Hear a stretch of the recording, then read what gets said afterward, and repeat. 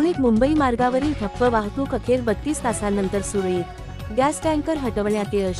Raigad Lokdhara news. Pune Mumbai हा राज्यातील अत्यंत वर्दळीचा आणि महत्त्वाचा महामार्ग मंगळवार रात्री घडलेल्या अपघातामुळे तब्बल 32 तास ठप्प झाला होता. बुधवारी रात्री 1:30च्या सुमारास एका गॅस टँकरचा भीषण अपघात झाला. संबंधित टँकर पलटी झाल्याने महामार्गावर मोठ्या प्रमाणात वाहतूक कोंडी निर्माण झाली होती. अखेर प्रशासनाच्या अथक प्रयत्नांनंतर गुरुवारी सकाळपासून वाहतूक हळूहळू सुरळीत होण्यास सुरुवात झाली आहे.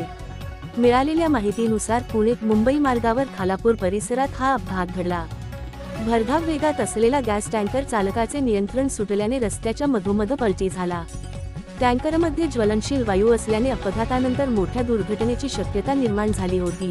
त्यामुळे खबरदारी म्हणून पोलीस आणि आपत्कालीन यंत्रणांनी तात्काळ संपूर्ण मार्गावरील वाहतूक थांबवण्याचा निर्णय घेतला.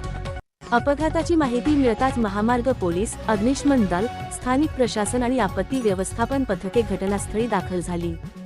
गॅस गळती होऊ नये यासाठी विशेष काळजी घेण्यात आली. परिसर सील करून नागरिकांना सुरक्षित अंतरावर ठेवण्यात आले. सुरक्षेच्या दृष्टीने अनेक तास कोणतीही हालचाल करण्यात आली नाही. त्यामुळे पुणे मुंबई मार्गावर वाहनांच्या लांबच लांब रांगा लागल्या होत्या.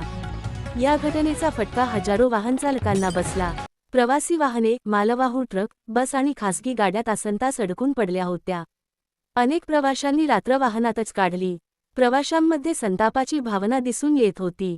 काहींनी पर्यायी मार्गांचा वापर केला, मात्र त्या मार्गावरही मोठी गर्दी झाली होती. अखेर गुरुवारी पहाटेपासून टँकर हटवण्याची प्रक्रिया सुरू करण्यात आली. तब्बल 4 मोठ्या क्रेनच्या सहाय्याने गॅस टँकर सावधपणे उचलून बाजूला करण्यात आला. ही प्रक्रिया अत्यंत जपून करण्यात आली, कारण थोडीशी चूकही मोठ्या दुर्घटनेला कारणीभूत ठरू शकली असती. टँकर हटवल्यानंतर रस्त्याची पाहणी करून सुरक्षिततेची खात्री करण्यात आली. यानंतर टप्प्याटप्प्याने वाहतूक सुरू करण्यात आली. सुरुवातीला हलकी वाहने आणि त्यानंतर जड वाहतुकीला परवानगी देण्यात आली. सध्या वाहतूक पूर्णपणे पूर्ववत होण्यासाठी काही काळ लागण्याची शक्यता प्रशासनाने व्यक्त केली आहे. दरम्यान, या अपघाताची चौकशी सुरू असून टँकर चालकाची चौकशी केली जात आहे. अपघात नेमका कशामुळे झाला, याचा तपास पोलीस करत आहेत.